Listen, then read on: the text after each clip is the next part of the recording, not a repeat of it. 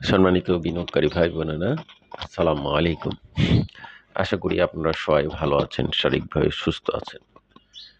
আমি আজকে 16ই সেপ্টেম্বর সোমবার পবিত্র ঈদে মিলাদুন্নবী দিন হুজুর পাক সাল্লাল্লাহু আলাইহি সাল্লাম, বিশ্বনবী হযরত মুহাম্মদ সাল্লাল্লাহু আলাইহি সাল্লামের প্রতি লক্ষ কোটি দরুদ ও সালাম জানাই।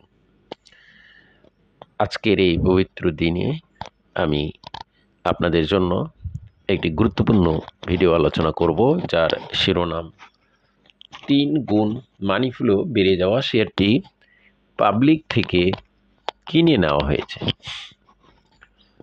বা কেড়ে নেওয়া হয়েছে বা হাতিয়ে নেওয়া হয়েছে। এই শিরোনামে আমি আজকে যে শেয়ারটি নিয়ে আলোচনা করব, শেয়ারটি কিন্তু রিসেন্ট টাইমে 3 গুণ মানি ফ্লো বেড়েছে। সেটা আমি আপনাদেরকে টেকনিক্যাল ইন্ডিকেটরে বিশ্লেষণের সময় দেখাবো, এবং সেটি একরকম বটম লেভেল থেকে আপওয়ার্ড ট্রেন্ডে গেছে। এটাও একটা ভালো দিক, সেটাও আমি আপনাদেরকে দেখাবো। এবং পাবলিক পারসন থেকে ইনস্টিটিউট কর্তৃক শেয়ারটি কিনে নেওয়া হয়েছে, এবং এর ফলে আমি শিরোনাম দিয়েছি হাতিয়ে নেওয়া হয়েছে, যেহেতু পাবলিক থেকে কিনে নেওয়া হয়েছে এই আগস্ট মাসের হোল্ডিং পার্সেন্টেজে। তো বন্ধুরা, আমরা হাতিয়ে নেওয়া বলতে সেটাই বোঝানো হয়েছে যে বটম লেভেলে শেয়ারটি কিনে নিয়েছে ইনস্টিটিউট কর্তৃক। তো সেই ক্ষেত্রেই আমরা এটাকে হাতিয়ে নেওয়া বলেছি শিরোনামে। তো বন্ধুরা, আপনারা আজকের আলোচনাটি অবশ্যই মনোযোগ দিয়ে আপনারা সমস্ত অংশটুকুই শুনবেন, কারণ অনেকগুলো বিষয় আলোচনার মধ্যে আপনাদের সামনে শেয়ার করব। তো আজকের আলোচকিত শেয়ারটি হলো এইচআর টেক্সটাইল। আমরা গেনারের দিক দিয়ে 6 নম্বরে অবস্থানে থাকা এইচআর টেক্সটাইল শেয়ারটি নিয়ে আজকের আলোচনা। শেয়ারটি গত দিন 2,75,845টি ভলিউম নিয়ে 1,11,00,000 টাকার শেয়ার ট্রানজ্যাকশন করে 597টি ট্রেড হয়ে দিন শেষে 3 টাকা 60 পয়সা দাম বেড়ে 9.50% ইনক্রিজ করে 41 টাকা 50 পয়সা ক্লোজ প্রাইস ছিল। এই এইচআর টেক্সটাইল শেয়ারটি নিয়ে গুরুত্বপূর্ণ আলোচনার বিষয় পূর্বে আমি একটি গুরুত্বপূর্ণ বিষয় আমি আপনাদেরকে শেয়ার করতে চাই। যে বিষয়টি আপনাদেরকে শেয়ার করতে চাই সেটি হলো, দেখুন, এই যে এইচআর টেক্সটাইলের গত দিনের প্রোফাইলে আমরা যদি দেখি, তাহলে 47.85% একটা বাই প্রেশার ছিল এই শেয়ারটির প্রতি। দেখুন, একটা ডাইরেক্ট মার্কেট প্রাইসে শেয়ারটি একটা বাই প্রেশার ক্রিয়েট করছে 1,31,985টি ভলিউম। অপরদিকে ডাইরেক্ট মার্কেট প্রাইসে সেল প্রেশার ছিল 54,188, 19.64%। তাহলে ওভারঅল 2 গুণেরও বেশি বাই প্রেশার গতদিন আমরা দেখতে পেয়েছি এই চারটেক্স শেয়ারটির প্রতি। অপরদিকে নিউট্রাল পজিশনে বাই সেল পজিশনে ছিল 89,672টি, কিন্তু নিউট্রাল পজিশন এবং সেল পজিশন এই দুটোর পার্সেন্টেজ চাইতেও বাই প্রেশারের পার্সেন্টেজ অনেক বেশি ছিল, 47.85%। তো বন্ধুরা, এটা এই শেয়ারটির প্রতি একটা বিনিয়োগকারীদের আগ্রহের প্রতিফলন আমরা অলরেডি বুঝতে পারছি, এবং এটার মাধ্যম দিয়েও ডিপলি অ্যানালিসিসেও এটা আমরা দেখতে পাচ্ছি। এবার এই শেয়ারটি নিয়ে গুরুত্বপূর্ণ বিশ্লেষণ আপনাদের সামনে উপস্থাপন করছি।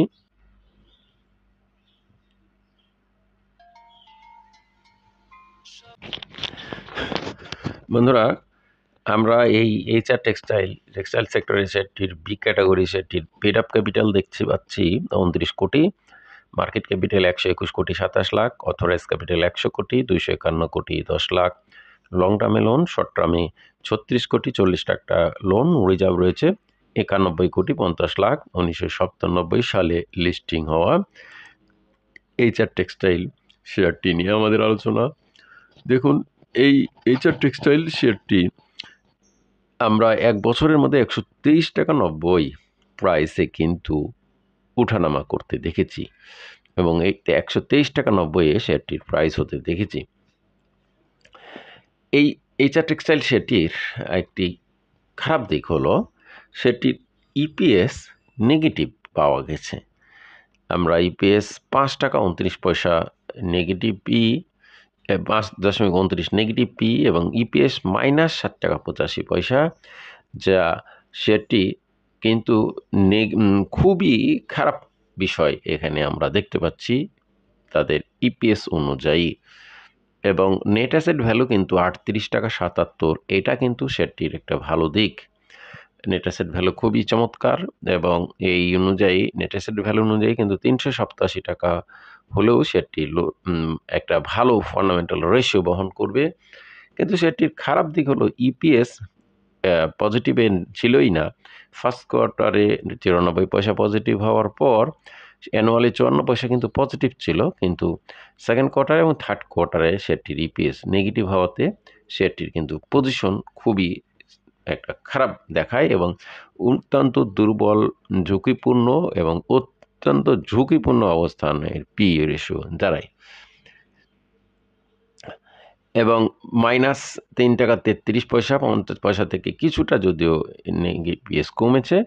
ওভারঅল কিন্তু শেয়ারটির সামনে যেহেতু ডিভিডেন্ডের ঘোষণার বিষয় রয়েছে, জুন ক্লোজিং শেয়ার, তাদের একটা ভালো দিক সেটা হলো তাদের নেট অপারেটিং ক্যাশ ফ্লো কিন্তু পজিটিভে চলে এসেছে 2 টাকা 23 পয়সা। সেক্ষেত্রে তাদের ডিভিডেন্ডের ক্ষেত্রে দেওয়ার একটা কিন্তু পজিশন রয়েছে, দিবে সে কথা বলছি না। যাই হোক, আমাদের আজকের যে আলোচনার শিরোনাম ছিল সেটা হলো আমরা 3 গুণ মানি ফ্লো বেড়ে যে শেয়ারটি পাবলিক থেকে কেড়ে নেওয়া হয়েছে। তো সেটা স্বাভাবিকভাবে আমরা দেখাবো 2,92,00,000 শেয়ার। এর মধ্যে ডিরেক্টরের কাছে রয়েছে 48.23%, 1,41,00,000 গভর্নমেন্টের কাছে নেই। এটা আগস্টের হোল্ডিং পার্সেন্ট। বন্ধুরা, যারা চ্যানেলটি দেখছেন তারা দয়া করে চ্যানেলটি সাবস্ক্রাইব করবেন এবং আলোচনা ভিডিওটি লাইক দিয়ে শেয়ার করে দিবেন।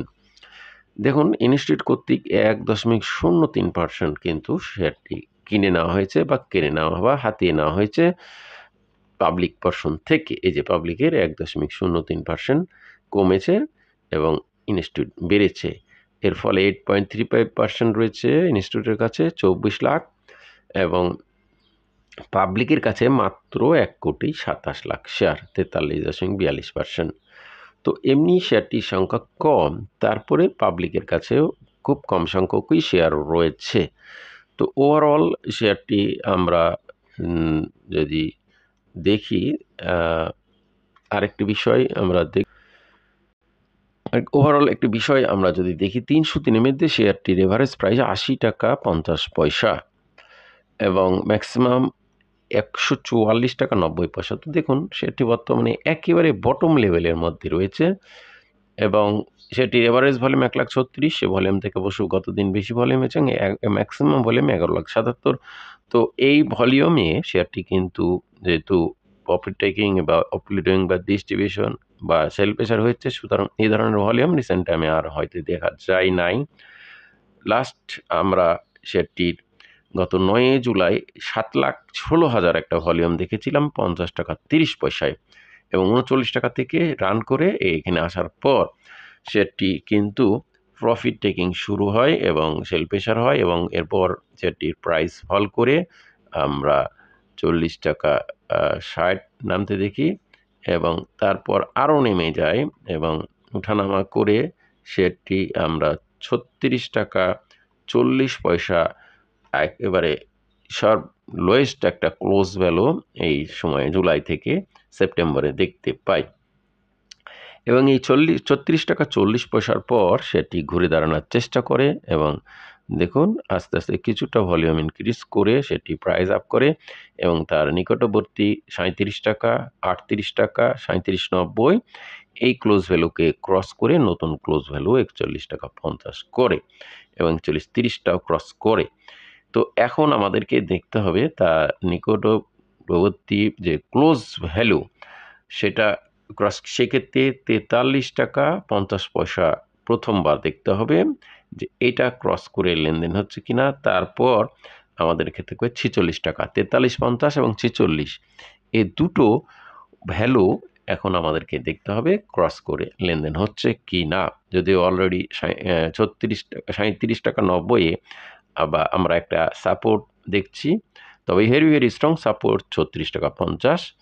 তো আপাতত আমাদেরকে এইটা ফলো করতে হবে। এখন আমাদের গুরুত্বপূর্ণ টেকনিক্যাল বিশ্লেষণ দেখব এবং বিশ্লেষণটি সবাইকে দেখার অনুরোধ করব। আর চ্যানেলটি সাবস্ক্রাইব করে আলোচনা ভিডিওটি লাইক দিয়ে শেয়ার করে দিবেন। তো বন্ধুরা, আমরা প্রথমে আমাদের আজকের যে শিরোনামের যথার্থতা প্রমাণিত করব। সেক্ষেত্রে 3 গুণ মানি ফ্লো বেড়ে যাওয়া, দেখুন আমরা প্রথমে সেটাই দেখাবো। 3রা সেপ্টেম্বর সেটির মানি ফ্লো ছিল 19.42 এবং গত দিন মানি ফ্লো হয়েছে দেখুন 19.52.51। দ্যাট মিনস শেয়ারটি প্রায় 3 গুণ মানি ফ্লো কিন্তু ইনক্রিজ করে ফেলেছে। এবং মানি ফ্লো বিশ্লেষণের সাথে সাথে আমরা একটি বিষয় দেখব।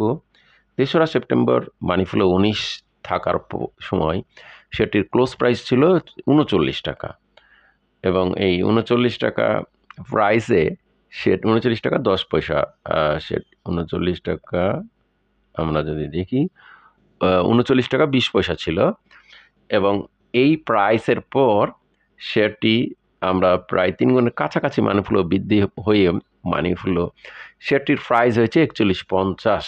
দ্যাট মিনস শেয়ারটি অতি সামান্য ইনক্রিজ করেছে, মানি ফ্লো হিউজ বেড়েছে। তো সেক্ষেত্রে শেয়ারটি কিন্তু একটা অ্যাকুমুলেটিভ বা কালেকটিভ মানি ফ্লো আমরা এটাকে ধরে নেব। এটা কিন্তু ডিস্ট্রিবিউশন বা সেল প্রেশারের কোনো মানি ফ্লো নয়। তো এই মানি ফ্লো বেড়ে যাওয়াটা শেয়ারটির পক্ষে একটা ভালো ফেভারিট দিক তৈরি করেছে। আপনারা আবার বুঝতে চেষ্টা করুন, গত 3রা সেপ্টেম্বর সেটির মানি ফ্লো যখন ছিল 19, সে সময় সেটির প্রাইস ছিল 39.20। এরপর মানি ফ্লো 3 গুণের কাছাকাছি প্রাইস বৃদ্ধি করলে শেয়ারটির প্রাইস মাত্র 2 টাকা বেড়েছে। তার মানে এটা এইসব ডেটে সেটি অ্যাকুমুলেটেড বা কালেকটিভ মানি ফ্লো বেড়েছে। তো এটা ভালো দিক, আপলোডিং বা ডিস্ট্রিবিউশনের ভয় নেই। এরপর আমরা যে বিষয়গুলো দেখব অন্যান্য টেকনিক্যাল বিষয়, সেটি কিন্তু এখনও super trend red signal down trend লেভেলই রয়েছে, রেডে রয়েছে, এখনও সেল প্রেশারে সিগন্যাল রয়েছে। এরপর আমরা একটি বিষয় দেখব, গতদিন বুলিশ ক্যান্ডেল দিন শেষ করেছে, ইচমকু ক্লাউড লাল মেঘের নিচে রয়েছে। এএসআই দীর্ঘমেয়াদী আপ ট্রেন্ড পজিটিভ লেভেলের ক্ষেত্রে এটা কিন্তু এখনও ডাউন ট্রেন্ড লেভেলে রয়েছে, মাইনাস পয়েন্ট নিয়ে, যদি উদ্যমিক অবস্থান যাচ্ছে। এরপর আমরা এডিএক্সের মান দেখব, নিম্নমুখী স্ট্রং পয়েন্টকে শো করছে না বা স্ট্রং পজিশন শো করছে না।